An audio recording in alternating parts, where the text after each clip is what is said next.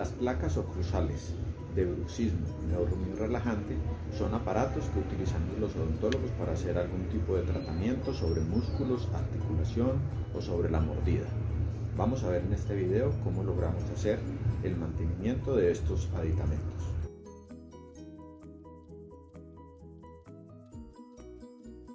Las placas normalmente son usadas en horas de la noche.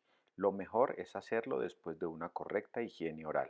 En algunos sitios venden cepillos para el mantenimiento de prótesis que pueden ser utilizados también para las placas. Se puede usar también cepillos como los utilizados para las uñas. Es mejor usar un jabón líquido de manos. Las cremas dentales pueden rayar las placas y con el tiempo pueden tornarse amarillentas. Una o dos veces por semana es importante hacer una inmersión de la placa en una solución desinfectante.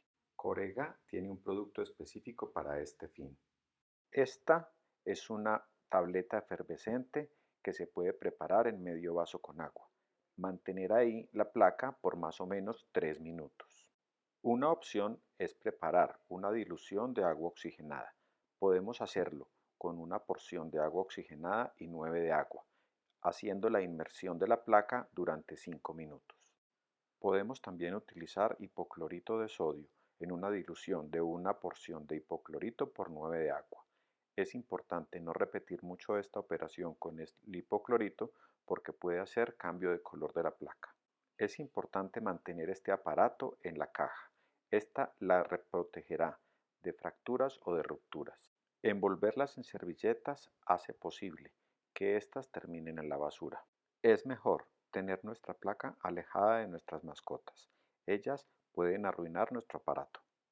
Un correcto mantenimiento de estas placas garantiza su durabilidad, el no cambio de color y la estabilidad. Además, con un correcto almacenamiento y como hemos visto, muchas de las medidas son aparatos que van a durar durante mucho tiempo y acompañarán el mejoramiento y el tratamiento de condiciones orales y maxilofaciales de la persona.